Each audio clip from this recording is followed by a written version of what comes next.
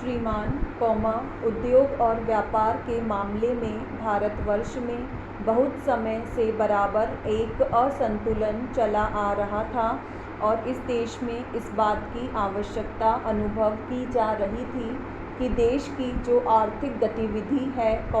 उसको यदि इसी प्रकार चलने दिया जाए तो देश में उद्योग की प्रगति बिल्कुल रुक जाएगी और इस प्रकार के उद्योगों की प्रगति के बारे में बहुत से आर्थिक समीक्षकों तथा आर्थिक समस्याओं का ज्ञान रखने वाले विद्वानों ने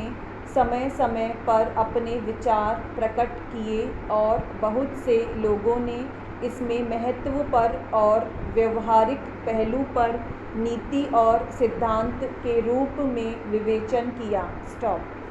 बहुत से मित्रों ने कुछ थोड़े से उद्योगपतियों के घरानों को सामने रखकर बातें कही और इस बिल को बनाने में अपना सहयोग दिया। हमने भी इस विषय में अध्ययन किया है और अध्ययन करने के बाद इस परिणाम पर पहुँचे हैं कि देश इस समय औद्योगिक क्रांति के युग से निकलता जा रहा है और इस समय न तो यह अच्छा होगा कि हम ऐसा कानून बना दें कि जिस कानून के ज़रिए से जो उद्योग में रुचि लेते हैं या जो उद्योगपति हैं उनके हाथ पैर को इस तरह से बांध दिया जाए कि वे आगे ही न बढ़ सकें और न हम इस मत के हैं कि उनको स्वच्छंदता के साथ इस कदर आगे बढ़ने का मौका और अवसर दिया जाए जिससे कि देश की जितनी आर्थिक स्थिरता है वह सारी की सारी नष्ट हो जाए। हमने इन दोनों के बीच का मध्यम मार्ग चुना है। श्रीमान इसके पहले इस सदन के और लोकसभा के कुछ माननीय सदस्यों ने किन्हीं एक दो उद्योगपतियों के विषय में विवेचना की थी और उसके परिणाम स्वरूप एक कमीशन का निर्माण हुआ था। उस कमीशन ने अपनी रिपोर्ट देते समय यह बताया था कि देश की प्रगति में और औद्योगिक क्षेत्र की प्रगति में जो एक विशाल अवसर मिलने का संयोग हुआ है उसका केवल थोड़े से उद्योगपतियों के घरानों को श्रेय है जिनके कारण उद्योग में भारतवर्ष आगे चला जा रहा है और कमीशन ने इस बात को स्वीकार करते हुए भी आगे यह बात बतलाई है कि देश में जो इस प्रकार के उद्योग की प्रगति चल रही है उसमें दो प्रकार की विचारधाराएं चल रही हैं। एक प्रकार की विचारधारा तो ऐसी चल रही है कि केवल धन से ही धन कमाया जाए और जिन लोगों के पास अधिक धन है वे ही सारे औद्योगिक क्षेत्र पर अपना कब्जा कर बैठें। इसी प्रकार से दूसरे प्रकार की जो मानसिकता देश में साधारणतः चल रही थी कि यहाँ का जो उपभोक्ता है उसके पास सामान उतनी सस्ती दर पर न दिया जाए कि जितना किसी उद्योग से निकलकर सर्वसाधारण के हाथ में सामान पहुँचाया जा सकता है, बल्कि उनके उद्योग की जो मनोवृत्ति थी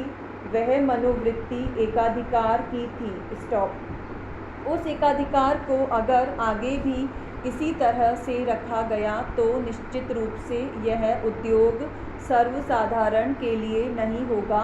और उसके साथ साथ देश के तमाम औद्योगिक संगठनों को भी नुकसान पहुँचे। पैरा चेंज महोदय दूसरी बात मैं यह कहना चाहता हूँ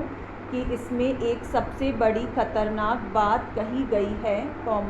मैं नहीं समझता कि किस दृष्टि से उन्होंने कहा है। उन्होंने कहा है संस्कृत के सिवाय जो बोली जाने वाली भाषा नहीं है बाकी सभी भाषाएं जो संविधान की 8वीं सूची में है। उपसभा अध्यक्ष महोदय ठीक है कि आज भारतवर्ष में संस्कृत भाषा बोली जाने वाली भाषा नहीं है। मैं इस बात को मानता हूँ, लेकिन यह भी तथ्य है कि भारतवर्ष में एक टाइम था जब कि संस्कृत भाषा ही हमारी राष्ट्रभाषा के रूप में थी, परंतु काल की गति के साथ संस्कृत भाषा समाप्त हो गई। लेकिन इस तथ्य से कोई मुकर नहीं सकता। यहाँ तक कि विदेशी विद्वानों ने, जिन्होंने भारतवर्ष के संबंध में ग्रंथ लिखे हैं, वे इस बात को जानते हैं कि भारत की मूल सभ्यता, संस्कृति, साहित्य और इतिहास की अथाह साहित्यिक निधि भरी पड़ी है, वह संस्कृत साहित्य में है। स्वर्गीय पूज्य महात्मा गांधी जी की भी यह अभिलाषा और कामना थी कि हम आज़ादी के बाद जो अंग्रेज़ों ने हमारी सभ्यता, साहित्य, इतिहास को मारने की चेष्टा की है, उसे जागृत करेंगे, उसका पुनरुद्धार करेंगे। स्वतंत्रता का अर्थ मैं यह समझता हूँ और पूज्य महात्मा गांधी जी के प्रवचनों को जहाँ तक मैंने समझा है और उनकी भावना यही थी। वे यह कहते थे कि हमें इस देश को राम राज्य बनाना है। उसके माने इसके अतिरिक्त और कुछ नहीं थे कि इस देश की भाषा, इस देश की संस्कृति, इस देश के साहित्य और इस देश की सभ्यता के आधार पर हम अपने देश के ढांचे को खड़ा करेंगे। यह उनकी भावना थी। मैं समझता हूँ कि इस देश के साहित्य को समझने के लिए, इस देश की संस्कृति को समझने के लिए,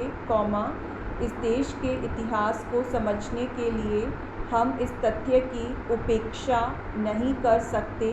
कि संस्कृत का ज्ञान होना बहुत आवश्यक है। सभी भाषाएं मूल्यवान हैं, परंतु मैं यह बात भी इस सदन में बता देना चाहता हूँ कि संस्कृत भाषा संसार की अधिकांश भाषाओं की जननी है, मातृभाषा है और सबके मूल शब्द संस्कृत भाषा में हैं। श्रीमान, यह जो विधेयक आया है, उस विधेयक से कोई समाजवादी बात नहीं की जा रही है। हालांकि कुछ लोग समझते हैं कि राष्ट्रीयकरण करना ही समाजवाद है, लेकिन सरकार समझती है कि समाजवाद और राष्ट्रीयकरण ये पर्यायवाची हैं और इससे दोनों काम हो सकते हैं और वह यही करने जा रही है। जो हिंदुस्तान के बड़े बड़े पूंजीपति हैं, उनके स्वार्थों की रक्षा करने के लिए, उनके स्वार्थ को उचित स्थान देने के लिए यह राष्ट्रीयकरण किया जा रहा है। सरकार ने अभी हाल में जो संविधान में संशोधन किया है, उसके द्वारा अब किसी भी चीज़ को कोर्ट में चैलेंज नहीं किया जा सकता है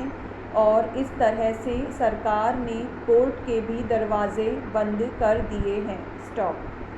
इसीलिए मैं यह कहना चाहता हूँ कि सरकार जो इस तरह की कार्यवाही कर रही है, उसके बारे में जनता को समझाना चाहिए।